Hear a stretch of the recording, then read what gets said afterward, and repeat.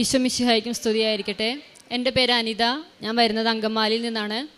ഞാൻ ആദ്യമായിട്ട് ഉടമ്പടി എടുത്തത് 2023 ജൂൺ 1 അന്ന് ഞാൻ ഉടമ്പടി എടുക്കാനുണ്ടായ സാഹചര്യം എന്ന് വെച്ച് കഴിഞ്ഞാൽ 2024 മാർച്ചിൽ എനിക്കൊരു ആനൽ ഫിസ്റ്റുല ഉണ്ടായിരുന്നു.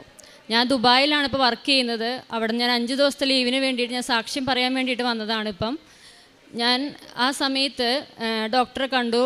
ഡോക്ടർ പറഞ്ഞു സർജറി ചെയ്യണം.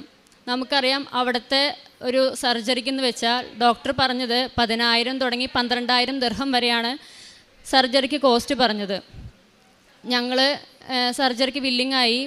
അപ്പോഴും ഡോക്ടർ പറയുന്നുണ്ട് ഇൻഷുറൻസ് ഉള്ളത് കൊണ്ട് ചിലപ്പോൾ നമുക്ക് 10% കോ പേയ്മെൻറ്റ് അടച്ചാൽ മതി, അല്ലെങ്കിൽ നമുക്ക് ഫുള്ളി പേയ്മെൻറ്റ് അടയ്ക്കണം. അതായത് 10,000 തുടങ്ങി 12,000 വരെ ആയിരിക്കും അതിൻ്റെ എമൗണ്ട്. അത് നമ്മൾ അടയ്ക്കേണ്ടി വരും. ഞങ്ങൾക്ക് മാർച്ച് 14 സർജറിക്ക് ഫിക്സ് ചെയ്തു. അപ്പോഴാണ് ഞാൻ ഓൾറെഡി 2 മമ്മിമാരും 2019 മുതൽ ഉടമ്പടിയിലാണ്. ഞാൻ അന്ന് മാതാവിനോട് ഞാൻ ശക്തമായിട്ട് പ്രാർത്ഥിച്ചു, മാതാവേ 10% കോ പേയ്മെൻറ്റിൽ ഈ സർജറി എനിക്ക് ചെയ്ത് കിട്ടുവാണെന്നുണ്ടെങ്കിൽ ഞാൻ അടുത്ത ലീവിന് വരുമ്പം ഇവിടെ വന്ന് ഞാൻ ഉടമ്പടി എടുത്ത് സാക്ഷ്യം പറഞ്ഞോളാം എന്ന് ഞാൻ പറഞ്ഞിട്ടുണ്ടായിരുന്നു. അതിൻ്റെ ഫലമായിട്ട് എനിക്ക് ഒരു പൈസ പോലും പേയ്മെൻ്റ് ഇല്ലാതെ ഫുള്ളി കവേർഡായിട്ട് എൻ്റെ ഇൻഷുറൻസിൽ എനിക്ക് ആ സർജറി ചെയ്ത് കിട്ടി. ഇപ്പം ഞാൻ പൂർണ്ണ ആരോഗ്യത്തോടെ ഇരിക്കുന്നു. 2024 ഒക്ടോബർ 10 ഇതെൻ്റെ മമ്മിയാണ്. മമ്മിക്ക് പെട്ടെന്നൊരു തലകറക്കം വന്നു. അപ്പം തന്നെ പപ്പേനെ വിളിച്ചു. പപ്പ അടുത്തുള്ള ഹോസ്പിറ്റലിൽ കൊണ്ടുപോയി. മമ്മിക്ക് അപ്പം ചെക്ക് ചെയ്തപ്പം BP കൂടുതലായിരുന്നു. BP കൂടുതലായിട്ട് BPയുടെ മെഡിസിനൊക്കെ അവർ കൊടുത്തു, ഫ്ലൂയിഡ് ഇട്ടു. വൈകുന്നേരം ആയപ്പോഴത്തേനും മമ്മി ഓക്കെ ആണെന്ന് പറഞ്ഞു വീട്ടിലോട്ട് വന്നു. രാത്രി കഞ്ഞി കുടിച്ച് കിടന്നു കഴിഞ്ഞിട്ട് മമ്മി പിന്നെ ഛർദിയായിരുന്നു. പിറ്റേ ദിവസം വെളുപ്പിന് തന്നെ പപ്പ വീണ്ടും സെയിം ഹോസ്പിറ്റലിൽ കൊണ്ടുപോയി. അവിടെ ചെന്ന് കഴിഞ്ഞപ്പോൾ അവർ CT ചെയ്തു. CT ചെയ്ത് കഴിഞ്ഞപ്പം പറഞ്ഞു ബ്ലീഡിങ് ആണ്.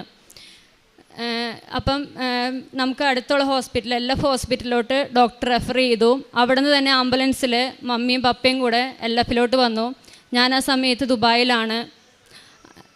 ആ സമയത്തെന്ന് വെച്ച് കഴിഞ്ഞാൽ നമ്മുടെ ഇവിടെ പൂജയിപ്പിൻ്റെ അവധിയായിരുന്നു. ഒന്നും ചെയ്യാൻ പറ്റണില്ല നമുക്ക്. അതായത് വേറൊരു ഹോസ്പിറ്റലിലോട്ട് റെഫർ ചെയ്യുക, ലിസിയിലോട്ടോ എങ്ങോട്ടെങ്കിലും ഒന്ന് റെഫർ ചെയ്യണം നമുക്ക് ആഗ്രഹം ഉണ്ടായിരുന്നു. പക്ഷേ പൂജയിപ്പിൻ്റെ അവധി ആയതുകൊണ്ട് ഡോക്ടർമാർ എത്ര അവൈലബിലിറ്റി ഉണ്ടാകുമെന്ന് അറിയില്ലാത്തത് കൊണ്ട് മാത്രം ഞങ്ങൾ LF ഹോസ്പിറ്റലിൽ തന്നെ സർജറി ചെയ്യാൻ തീരുമാനിച്ചു. അവിടെ എമർജൻസി ചെന്നു. MRI ചെയ്തു. MRI ചെയ്തപ്പോൾ ഡോക്ടർ ഡയഗ്നോസ് ചെയ്തു ബ്രെയിൻ അന്യൂറിസം. അതായത് ബ്ലഡ് വെസൽസിൽ കുമിളകൾ വന്ന് പൊട്ടും. അപ്പം ആൾ ഡ്രൗസിയായി. ആദ്യത്തെ സർജറിക്ക് കയറ്റുമ്പോൾ മമ്മി ഡ്രൗസിയല്ല, നോർമലായിട്ട് സംസാരിച്ചിട്ട് തന്നെയാണ് പോയത്. ഒക്ടോബർ 12 മമ്മിക്ക് സർജറിക്ക് പോസ്റ്റ് ചെയ്തു. ന്യൂറോ സർജറി ICUലോട്ട് മമ്മീനെ ഷിഫ്റ്റ് ചെയ്തു. അത് കഴിഞ്ഞ് ഒരാഴ്ച കഴിഞ്ഞപ്പോഴത്തേനും മമ്മീനെ റൂമിലോട്ട് മാറ്റി. ആ സമയത്താണ് ഞാൻ എമർജൻസി ലീവായിട്ട് ഞാൻ ഈ സംഭവത്തിന് വേണ്ടിയിട്ട് മമ്മീനെ കാണാൻ വേണ്ടിയിട്ട് ഞാൻ 5 ദിവസത്തെ ലീവിന് വേണ്ടിയിട്ട് ഞാൻ ഒക്ടോബർ 20 ഞാൻ നാട്ടിൽ വന്നു. ആ സമയത്ത് മമ്മീനെ റൂമിലോട്ട് മാറ്റി. മമ്മീനെ നോക്കണം, ആ ഒരു ഇതിന് വേണ്ടിയിട്ടാണ് ഞാൻ വന്നത്. കാരണം കൂടെയുള്ളത് അനീത്തിയാണ്. അവൾക്ക് അത്ര മനഃശക്തിയില്ല മമ്മീനെ നോക്കാനായിട്ട്. കാരണം ഫുൾ ഇവിടെ സ്റ്റാപ്പിൾസ് ആയിരുന്നു. അതായത് സർജറി ക്രേനിയോട്ടമി ആയിരുന്നു, ഓപ്പൺ സർജറി ആയിരുന്നു, ഫുൾ സ്റ്റാപ്ലർ ആയിരുന്നു. അപ്പം അനീത്തിക്ക് അത് കാണുമ്പോൾ തന്നെ ഒരു മനോവിഷമായിരുന്നു. അതുകൊണ്ട് ഞാൻ ഒരു 5 ദിവസത്തെ ലീവിന് വേണ്ടിയിട്ട് ഞാൻ വന്നു. 20 മമ്മീനെ റൂമിലോട്ട് ഷിഫ്റ്റ് ചെയ്തു. അപ്പം മമ്മി ആരാന്ന് ചോദിച്ചാൽ പേര് പറയും. കുറച്ച് കഴിയുമ്പോഴത്തേനും അത് മറന്നു പോകും. ആരാ വന്നേ, ആരാ സംസാരിച്ച് എന്നെല്ലാം മറന്നു പോകുമായിരുന്നു. അതൊക്കെ ആകെ ഒരു വിഷമമായിരുന്നു. അങ്ങനെ ഇരിക്കെ ഒക്ടോബർ 24 മമ്മി പതിവിലും നന്നായിട്ട് കഞ്ഞി കോരി കുടിച്ചു. മമ്മി ഫോണിൽ കൂടെ സംസാരിക്കുന്നു, അതെല്ലാം ചെയ്യുന്നുണ്ടായിരുന്നു. അപ്പം ഞങ്ങൾ വിചാരിച്ചു ഓക്കെ ശരിയായി, ഒരാഴ്ചയും കൂടെ കഴിയുമ്പോഴത്തേനും ഡിസ്ചാർജ് ആകും. അങ്ങനെ ഇരിക്കെ 24 രാത്രി, അതായത് 25 വെളുപ്പിന് 2:30 ഞാൻ കണ്ണു തുറന്നു. മമ്മിയോട് ചോദിച്ചു, മമ്മി എന്താ കുഴപ്പം? മമ്മി പറഞ്ഞു, നീ എന്നെ നോക്കിയിരിക്കുവാണോ, നീ കിടന്ന് ഉറങ്ങുന്നു പറഞ്ഞു. അപ്പം ഞാനൊന്ന് മയങ്ങിപ്പോയി. 3:15 ഞാൻ മമ്മീനെ നോക്കുമ്പം മമ്മി അനങ്ങണില്ല. മമ്മീനെ ഞാൻ ഇവിടെ ചെസ്റ്റേ പിടിച്ച് ഞാൻ ഞെക്കി നോക്കി, മമ്മി അനങ്ങണില്ല. അപ്പം തന്നെ ഞാൻ നഴ്സുമാരെ വിളിച്ചു. നഴ്സുമാരപ്പം തന്നെ ICUലോട്ട് ഷിഫ്റ്റ് ചെയ്തു. ICUലോട്ട് ഷിഫ്റ്റ് ചെയ്ത് വെൻറ്റിലേറ്ററിലോട്ട് മാറ്റി. അവർ ഇൻറ്റുബേറ്റ് ചെയ്ത് വെൻറ്റിലേറ്ററിലോട്ട് മാറ്റി. അത് കഴിഞ്ഞിട്ട് CT ഒരു ആൻജിയോ ചെയ്യണമെന്ന് പറഞ്ഞു. CT ആൻജിയോയ്ക്ക് ഇറക്കി മമ്മീനെ. അപ്പം കാണുന്നൊരവസ്ഥ എന്ന് പറഞ്ഞു കഴിഞ്ഞാൽ ഒരു മോക്കും കണ്ടു നിൽക്കാൻ പറ്റില്ലാത്തൊരവസ്ഥയായിരുന്നു. എൻ്റെ കയ്യിൽ എപ്പോഴും ഈ ഉടമ്പടി കാശുരൂപം ഉണ്ടാവും. ഞാൻ മാതാവിനോട് പറഞ്ഞു, മാതാവേ മമ്മീനെ കാത്തുകൊള്ളണം, ഞങ്ങൾക്ക് വേറെ ആരുമില്ല.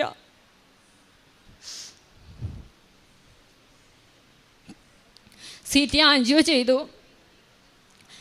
പഴയ സർജറി ചെയ്തതിൻ്റെ താഴെ വീണ്ടും ബ്ലീഡിങ് ആയി, ബ്ലഡ് വെസൽ പൊട്ടി വീണ്ടും ബ്ലീഡിങ് ആയി. അപ്പം ആൾ വീണ്ടും ഒരു എന്താ പറയുക, ഒരു മരിച്ചൊരവസ്ഥയിലായിരുന്നു മമ്മീനെ ഞങ്ങളന്ന് കാണുന്ന സമയത്ത്. അത് കഴിഞ്ഞിട്ട് വീണ്ടും ഒക്ടോബർ 25 ഡോക്ടർ ICUലോട്ട് ഷിഫ്റ്റ് ചെയ്തായിരുന്നു. വെന്റിലേറ്ററിലായിരുന്നു. വൈകുന്നേരം ആയപ്പോഴത്തേനും CT ആൻജിയോ കഴിഞ്ഞ് കഴിഞ്ഞപ്പോൾ ഡോക്ടർ പറഞ്ഞായിരുന്നു, നമുക്ക് മമ്മിക്ക് എന്തെങ്കിലും ഒരു അനക്കം ഉണ്ടെങ്കിൽ മാത്രം രണ്ടാമത് സർജറി ചെയ്തിട്ട് ഒരു കാര്യമുള്ളൂ.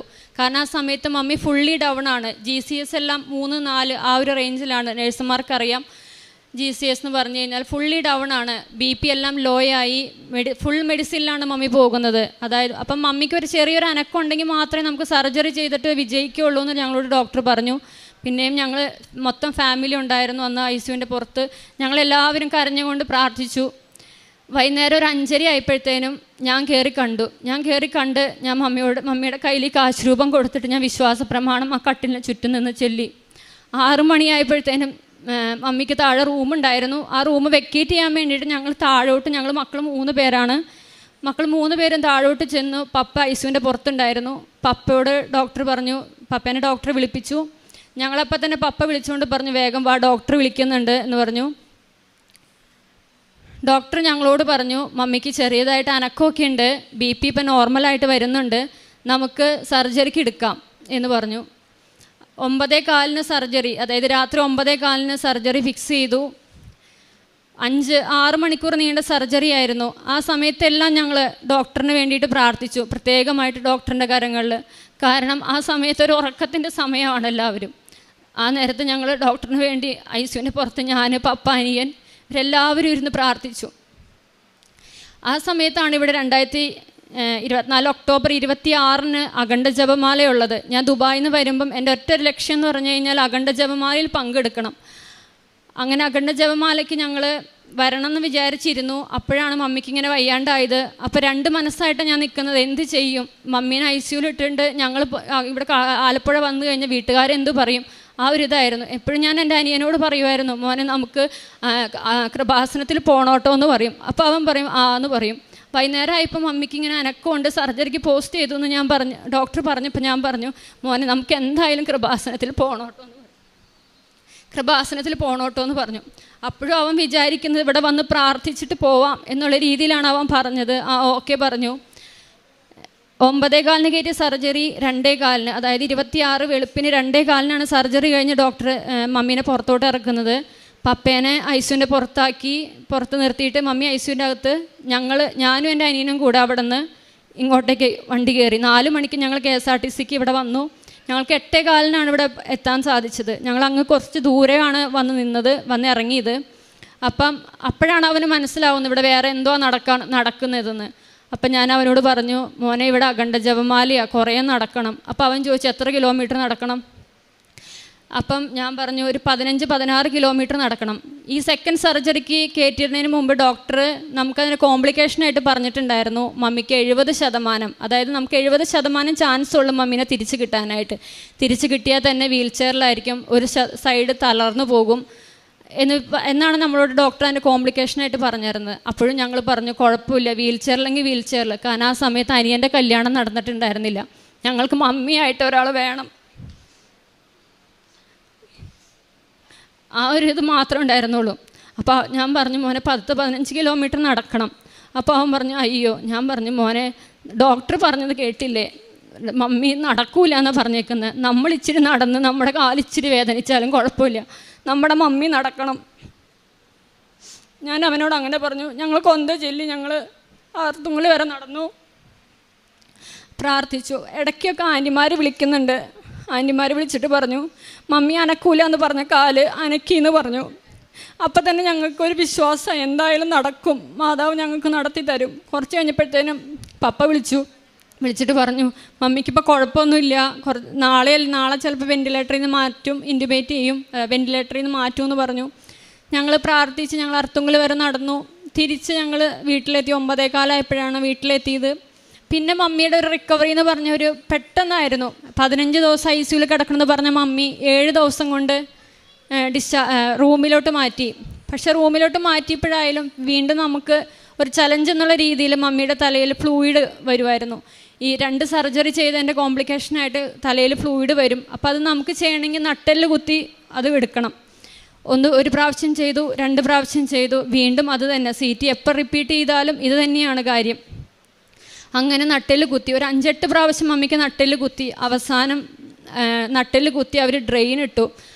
ആ ഡ്രെയിൻ ഇട്ട് പറഞ്ഞു പിറ്റേ ദിവസം ഡിസ്ചാർജ് ചെയ്യാം. ഡിസ്ചാർജ് ചെയ്തു. അങ്ങനെ നവംബറിൽ മമ്മി ഡിസ്ചാർജായി. നവംബർ 12-ാം തീയതി മമ്മി ഡിസ്ചാർജായി. ഡിസ്ചാർജായിട്ട് വീട്ടിൽ വന്നപ്പോഴും മമ്മി ഡ്രൗസിയാണ്. മമ്മി മിണ്ടുന്നില്ല. ഞാനൊക്കെ ദുബായിൽ നിന്ന് വിളിച്ചു കഴിഞ്ഞാൽ മമ്മി എന്ന് കുറേ പ്രാവശ്യം വിളിച്ചാലേ മമ്മി ഒന്ന് വിളി കേൾക്കത്തുള്ളൂ. തല താത്തി ഇങ്ങനെ ഇരിക്കുമായിരുന്നു. അപ്പോൾ ഡോക്ടർ പറഞ്ഞിട്ടുണ്ടായിരുന്നു ഒരാഴ്ച കഴിഞ്ഞിട്ട് വീണ്ടും വരണം, അത് CT ചെയ്തിട്ട് വീണ്ടും ഫ്ലൂയിഡ് ഉണ്ടെന്നുണ്ടെങ്കിൽ നമുക്ക് ഒരു സർജറിയും കൂടെ ചെയ്യണമെന്ന് പറഞ്ഞു. ഒരാഴ്ച കഴിഞ്ഞ് ഞങ്ങൾ വീണ്ടും ഹോസ്പിറ്റലിൽ പോയി. മമ്മിക്ക് വീണ്ടും തലയിൽ ഫ്ലൂയിഡ് തന്നെയായിരുന്നു. വീണ്ടും 3ാമതൊരു സർജറിയും കൂടെ മമ്മിക്ക് ചെയ്തു. ആ സർജറിക്ക് ശേഷം പിന്നെ മമ്മി പെട്ടെന്നായിരുന്നു എല്ലാ റിക്കവറിയും. 6 മാസമാണ് നമ്മളുടെ അടുത്ത് ഡോക്ടർ പറഞ്ഞത്. 6 മാസത്തിന് ശേഷമാണ് മമ്മി നടക്കുകയുള്ളൂ, ഫിസിയോതെറാപ്പി ചെയ്യണം എന്നൊക്കെ പറഞ്ഞിട്ടുണ്ടായിരുന്നു. ഒരു ഫിസിയോതെറാപ്പി ഞങ്ങൾ ചെയ്തിട്ടില്ല. ഞാൻ ആകെ ചെയ്തെന്ന് പറഞ്ഞു കഴിഞ്ഞാൽ ഞാനാണ് വീട്ടിൽ ഉടമ്പടി എടുത്തേക്കുന്ന ആൾ. ഞാൻ ദുബായിലേക്ക് തിരിച്ചു പോയി. ഞാൻ എന്ന് ഉടമ്പടി തയ്യൽ എൻ്റെ തലയിൽ ഇങ്ങനെ ഞാൻ തൂക്കുമായിരുന്നു. മമ്മിയുടെ സ്റ്റിച്ച് ഉണ്ടായ സ്ഥലത്തൊക്കെ ഞാനിങ്ങനെ തൂക്കും. രാവിലെ ഞാൻ എഴുന്നേറ്റ് ഇച്ചിരി ചൂടുവെള്ളത്തിൽ ഞാൻ ഉടമ്പടി ഉപ്പ് ഞാൻ കഴിക്കുമായിരുന്നു മമ്മീനെ സമർപ്പിച്ചിട്ട്. കാരണം മമ്മി ടോയ്ലറ്റിൽ പോകുന്നതൊന്നും മമ്മി ഒന്നും അറിയുന്നില്ല. മമ്മി ഡയപ്പർ ചുറ്റിയേക്കുവാണ്. മമ്മിക്ക് അനീതിയാണ് എല്ലാ കാര്യങ്ങളും ചെയ്യുന്നത്. എല്ലാവർക്കും ഒരു സഹനശേഷി കൊടുക്കണമേ എന്ന് പ്രാർത്ഥിച്ചു. ഈ നിമിഷം ഞാൻ എൻ്റെ അനീതിനെ പ്രത്യേകമായിട്ട് ഞാൻ നന്ദി പറയുവാണ്. കാരണം അവളാണ് മമ്മീനെ ഇത്രയും ആക്കിയെടുത്തത്. കാരണം മമ്മീനെ പരിചരിച്ചതൊക്കെ അവളാണ്. അതിനുശേഷം ആൻറ്റിമാരായാലും എല്ലാവരും ഒത്തിരി സഹായങ്ങളായിരുന്നു നമുക്ക്. കാരണം അവൾ മാത്രമേ ഉണ്ടായിരുന്നുള്ളൂ. ഞാനും അനിയനും ദുബായിലാണ്, വേറെ ആരും ഇല്ലായിരുന്നു. നവംബർ അങ്ങനെ 24-ാം തീയതി വീണ്ടും മമ്മിക്ക് വീണ്ടും 3ാമത്തെ സർജറി ചെയ്തു. അതിനുശേഷം മമ്മി ഓക്കെ ആയി. ഫെബ്രുവരിയിൽ മമ്മി ഫുള്ളി ഓക്കെ ആയി എന്ന് പറഞ്ഞു. പിന്നെ ഞങ്ങൾക്കെന്ന് പറഞ്ഞു കഴിഞ്ഞാൽ അനിയൻ്റെ കല്യാണമായിരുന്നു. അനിയൻ്റെ കല്യാണത്തിന് എങ്ങനെയാവും, മമ്മി എങ്ങനെ നടക്കുമോ എന്നൊന്നും അറിയത്തില്ലായിരുന്നു. ആ സമയത്ത് ഈ മമ്മിക്ക് ഇതെല്ലാം നടക്കുന്ന സമയത്ത് അനിയൻ്റെ കല്യാണം ഉറപ്പിച്ച് വെച്ചിട്ടുണ്ടായിരുന്നു. വീട്ടുകാരെ നമ്മൾ ഉറപ്പിച്ച് വെച്ചതാണ്. പക്ഷേ എന്ത് ചെയ്യും, കാരണം അനിയൻ്റെ കല്യാണം നടത്താൻ വേണ്ടിയിട്ട് വെച്ച പൈസയാണ് മമ്മിക്ക് വേണ്ടിയിട്ട് ഞങ്ങൾ ചിലവാക്കിയത്. അപ്പോൾ അനിയൻ്റെ കല്യാണം നടക്കുമോ ഇല്ലയോ എന്നൊന്നും നമുക്കറിയത്തില്ല. എന്നിരുന്നാലും ദൈവത്തിൻ്റെ മാതാവിൻ്റെയും വലിയ അനുഗ്രഹം കൊണ്ട് അവൻ്റെ കല്യാണവും ഭംഗിയായിട്ട് ഞങ്ങൾക്ക് നടത്താൻ സാധിച്ചു. ഇന്ന് 6 മാസമായി. മിനിഞ്ഞാന്ന് ഡോക്ടറെ കാണാൻ പോയി. ഡോക്ടർ പറഞ്ഞു മിടുക്കിയായിട്ടിരിക്കണമല്ലോ മമ്മി എന്ന് പറഞ്ഞു. ഇപ്പം മെഡിസിനൊക്കെ കുറച്ചു. ആദ്യം 300 mg ഒക്കെ കഴിച്ചുകൊണ്ടിരുന്ന ടാബ്ലറ്റുകളൊക്കെ ഇപ്പം 100 mg ആക്കി. ഒത്തിരി മാറ്റങ്ങൾ ദൈവം ഞങ്ങളുടെ കുടുംബത്തിലേക്ക് തന്നിട്ടുണ്ടായിരുന്നു. ഞങ്ങൾക്ക് ഇന്ന് പിന്നെ വേറൊരു കാര്യം കൂടെ പറയാനുണ്ടായിരുന്നു. ഞാനിപ്പം 5 ദിവസത്തെ ലീവിന് വന്നെന്ന് ഞാൻ പറഞ്ഞല്ലോ. ആ ലീവിന് വരുന്നതിന് മുന്നേ ഞാനിങ്ങനെ പ്രാർത്ഥിച്ചു. എനിക്ക് വേണ്ടി ഈശോയ്ക്ക് എന്ത് കൊടുക്കാൻ പറ്റും, എനിക്കിവിടെ ഉടമ്പടി പുതുക്കണം, എനിക്ക് ഉടമ്പടി പുതുക്കി എനിക്ക് സാക്ഷ്യം പറയണം, അതിന് വേണ്ടിയിട്ട് എനിക്ക് ഈശോയ്ക്ക് എന്ത് കൊടുക്കാൻ പറ്റും. ഞാനൊരു തീരുമാനം എടുത്തു. 12 ദിവസം ഉപവസിച്ചു. ഈസ്റ്റർ കഴിഞ്ഞ് 21-ാം തീയതി മുതൽ ഞാൻ ഉപവസിച്ച് നോൺ വെജ് ഒന്നും കഴിച്ചിട്ടില്ല. വൈകുന്നേരം ചിലപ്പം ഡ്യൂട്ടി കഴിഞ്ഞ് വരുമ്പോഴായിരിക്കും ഞാൻ ഭക്ഷണം കഴിക്കുന്നത്. ഞാൻ ആ സമയത്ത് ഞാൻ എൻ്റെ ഡയറിയിൽ ഞാൻ എഴുതി വെച്ചൊരു 3 നിയോഗങ്ങളാണ്. എൻ്റെ പപ്പ, എൻ്റെ അനീത്തി, മമ്മി, എൻ്റെ നാത്തുംകുട്ടി, അവരെല്ലാവരും കൃപാസനത്തിൽ വരണമെന്ന് ഞാൻ ഡയറിയിൽ എഴുതി വെച്ചിട്ടുണ്ടായിരുന്നു. 2ാമത്തെ നിയോഗമായിട്ട് എനിക്ക് മാതാവിനെ കിട്ടണം. മാതാവിനെ കിട്ടി എൻ്റെ എല്ലാ നിയോഗങ്ങളും നടക്കും എന്നൊരു വിശ്വാസമായിരുന്നു. എനിക്കിന്ന് മാതാവിനെ വഹിക്കാനുള്ളൊരു അനുഗ്രഹം മാതാവ് തന്നു. പിന്നെ 3ാമത്തേന്ന് പറഞ്ഞാൽ ഇവിടെ കയറി നിന്ന് സാക്ഷ്യം പറയണം. കാരണം പെട്ടെന്ന് വന്ന് സാക്ഷ്യം പറയാൻ പറ്റുമെന്നൊന്നും നമുക്കറിയത്തില്ല. ആ ഒരു 3 നിയോഗങ്ങൾക്ക് വേണ്ടിയിട്ട് 12 ദിവസമായി ഞാൻ ഉപവസിക്കുന്നു. ഞാനിപ്പോഴും ഉപവാസത്തിലാണ്. ഇത്രയും തന്നെ മാതാവിനും ഈശോയ്ക്കും 1000 നന്ദി പറയുന്നു. പിന്നെ കാരുണ്യപ്രവർത്തികളായിട്ട് ഞങ്ങൾ ചെയ്തുകൊണ്ടിരുന്നത്, ഞാൻ 2024 ഡിസംബർ 24-ാം തീയതി ഞാൻ ഓൺലൈനായിട്ട് ഉടമ്പടി എടുത്തായിരുന്നു. കാരണം ഇവിടെ പിന്നെ വരാൻ പറ്റിയില്ലായിരുന്നു. അതിനുശേഷം ഞാൻ കാരുണ്യപ്രവർത്തിയായിട്ട് ഞാൻ ചെയ്തുകൊണ്ടിരുന്നത്, പരിചയത്തിലുള്ള ഇപ്പം ആരെങ്കിലും നാട്ടിലോട്ട് വരണം, മക്കൾക്ക് എന്തെങ്കിലും വാങ്ങിക്കണം, അവർക്ക് പൈസ ഇല്ല എന്ന് പറയുമ്പം ഞാൻ ഹസ്ബൻഡിനോട് പറയും നമുക്കേ മക്കളില്ല എന്തായാലും, അപ്പോൾ അവർക്ക് എന്തെങ്കിലും ഒരു എന്തെങ്കിലും സാധനങ്ങൾ വാങ്ങിച്ചു കൊടുക്കണം. അതും പറഞ്ഞ് ഞങ്ങൾ അവർക്ക് എന്തെങ്കിലുമൊക്കെ വാങ്ങിച്ചു കൊടുക്കും. പിന്നെ സോഷ്യൽ മീഡിയയിൽ എന്തെങ്കിലുമൊക്കെ സഹായങ്ങളൊക്കെ ചോദിക്കുന്നവർക്ക് അങ്ങനെ കൊടുക്കും. പിന്നെ പ്രേക്ഷിത പ്രവർത്തനങ്ങളായിട്ട് ഞാൻ ചെയ്തുകൊണ്ടിരുന്നതെന്ന് പറഞ്ഞാൽ ഇവിടുത്തെ 5:30 ഡെയിലി ബ്രെഡ്, അത് ഞങ്ങൾക്ക് അവിടെ 4 മണിക്കാണ്. 4 മണിക്ക് ഞങ്ങൾ എഴുന്നേക്കും. 4 മണിക്ക് എഴുന്നേറ്റ് ഡെയിലി ബ്രെഡ് കൂടും. അതിനുശേഷം ഞങ്ങളത് സ്റ്റാറ്റസായിട്ട് ഇടും. എല്ലാ ചൊവ്വാഴ്ചകളിലെയും ഉടമ്പടി ധ്യാനം ഓഫുള്ളപ്പോഴും നൈറ്റ് ഓഫ് ആയാലും എന്തായാലും ഞങ്ങളത് കൂടാൻ ശ്രമിക്കും. അതും സ്റ്റാറ്റസ് ഇടും. പിന്നെ പള്ളിയിൽ ഞങ്ങൾക്ക് ആഴ്ചയിൽ ഒന്നേ പോകാൻ പറ്റാറുണ്ടായിരുന്നുള്ളൂ. എന്നിരുന്നാൽ പോലും ഓൺലൈനായിട്ട് ഞങ്ങൾ പരമാവധി ഓൺലൈനായിട്ട് കുർബാന കൂടാനായിട്ട് നോക്കിയിട്ടുണ്ട്. പിന്നെ കുടുംബ പ്രാർത്ഥന 10:30 ആവും എൻ്റെ ഹസ്ബൻഡ് തിരിച്ച് വരുമ്പം. ഞാൻ ഡ്യൂട്ടി കഴിഞ്ഞ് വരുമ്പോൾ 8:30. ഞാൻ 8:30 മുതൽ ഞാൻ 10:30 വരെ ഞാൻ നോക്കിയിരിക്കും. ഹസ്ബൻഡ് വന്നിട്ടേ ഞാൻ പ്രാർത്ഥന എത്തിക്കുള്ളൂ. അതിന് മുമ്പ് എൻ്റെ പേഴ്സണൽ പ്രെയർ ഉണ്ട്. കുടുംബ പ്രാർത്ഥന എന്ന് പറഞ്ഞു കഴിഞ്ഞാൽ ഹസ്ബൻഡ് ഇപ്പോൾ 11 മണിക്കാണ് വരുന്നതെന്നുണ്ടെങ്കിലും ആ സമയം വരെ ഞാൻ നോക്കിയിരിക്കും ഉറങ്ങാണ്ട്. കുടുംബ പ്രാർത്ഥന 2 പേരും ഒരുമിച്ചിരുന്ന് ചെല്ലിയേ ഞങ്ങൾ കിടന്ന് ഉറങ്ങാറുള്ളൂ. ഇത്രയും അനുഗ്രഹങ്ങൾ ഞങ്ങളുടെ കുടുംബത്തിന് ചൊരിഞ്ഞ പരിശുദ്ധ അമ്മയ്ക്കും തിരുക്കുമാരനും 1000 നന്ദി. തന്നെ വിളിച്ചപേക്ഷിക്കുന്നവർക്ക് ഹൃദയ പരമാർത്ഥതയോടെ വിളിച്ചപേക്ഷിക്കുന്നവർക്ക് കർത്താവ് സമീപസ്ഥനാണ്. തൻ്റെ ഭക്തരുടെ ആഗ്രഹം ഇവിടുന്ന് സഫലമാക്കുന്നു. അവിടുന്ന് അവരുടെ നിലവിളി കേട്ട് അവരെ രക്ഷിക്കുന്നു. അനിത ജോസ് മമ്മിക്ക് വേണ്ടി ഉടമ്പടിയെടുത്ത് തൻ്റെ കുടുംബത്തിലെ ആവശ്യങ്ങൾക്ക് വേണ്ടി പ്രാർത്ഥിച്ചതിൻ്റെ ഫലമായിട്ട് ദൈവമാതാവിൻ്റെ ശക്തമായ ഇടപെടൽ മമ്മി ICUയിൽ 10 ആദ്യം 7 ദിവസവും പിന്നെ 15 ദിവസമായിരുന്നു. മരിക്കുമെന്ന ഘട്ടത്തിൽ അമ്മ ഇടപെട്ട് അവർ പൂർണ്ണമായിട്ട് സൗഖ്യം നൽകിയതിൻ്റെ സാക്ഷ്യമാണ് നമ്മളിപ്പോൾ ഇവിടെ കേട്ടത്. അമ്മയോട് വിളിച്ചപേക്ഷിക്കുന്നവർക്ക് ഒരിക്കലും അമ്മ കൈവിടില്ല എന്ന ഒരു സത്യം നമ്മളെ ഈ ഉടമ്പടി സാക്ഷ്യത്തിലൂടെ മനസ്സിലാക്കി തരികയാണ്. ഏത് അവസ്ഥയിലും എപ്പോഴും അമ്മയോട് കൂടെയായിരുന്നാൽ ആ അമ്മ നമ്മളെ കൈവിടില്ല. അമ്മയെ വിളിച്ചപേക്ഷിക്കുന്നവരെ രക്ഷപ്പെടുത്തും എന്ന ഒരു വലിയ അനുഭവമാണ് അനിത നമ്മളോട് പങ്കുവയ്ക്കുന്നത്. അതുപോലെ തന്നെ ഉടമ്പടി ഇവിടുത്തെ ജപമാലയിലൂടെ റാലിയിലൂടെ പങ്കെടുത്ത അമ്മ ICU കിടന്നപ്പോൾ പോലും ആ വിശ്വാസത്തോടെ വന്ന് ആ റാലിയിൽ പങ്കെടുത്ത് അമ്മയ്ക്ക് വേണ്ടി പ്രാർത്ഥിച്ചപ്പോൾ അമ്മയുടെ ശക്തമായ ഇടപെടലുണ്ടാകുകയും ചെയ്തു. അപ്പം ഇതെല്ലാം നമുക്ക് യേശുവിനും അമ്മയ്ക്കും നന്ദി പറയാം. ഈ കുടുംബത്തോട് ചേർന്ന് ഈശോയെ മാതാവിനെ നമുക്ക് മഹത്വപ്പെടുത്താം. എല്ലാവരും കൈയടിച്ച് ദൈവത്തിനും മാതാവിനും നന്ദി അർപ്പിക്കാം. അത്യപൂർവ ദൈവാനുഭവങ്ങൾ ഇനി നിങ്ങൾക്കും സ്വന്തം. ഈ യൂട്യൂബ് ചാനൽ ഇതുവരെ സബ്സ്ക്രൈബ് ചെയ്തിട്ടില്ലെങ്കിൽ ഇപ്പോൾ തന്നെ സബ്സ്ക്രൈബ് ചെയ്യുക. ഈ വീഡിയോ ഇപ്പോൾ തന്നെ നിങ്ങളുടെ സുഹൃത്തുക്കൾക്ക് ഷെയർ ചെയ്തുകൊണ്ട് കർത്താവിൻ്റെ പ്രേക്ഷിതരാകുക.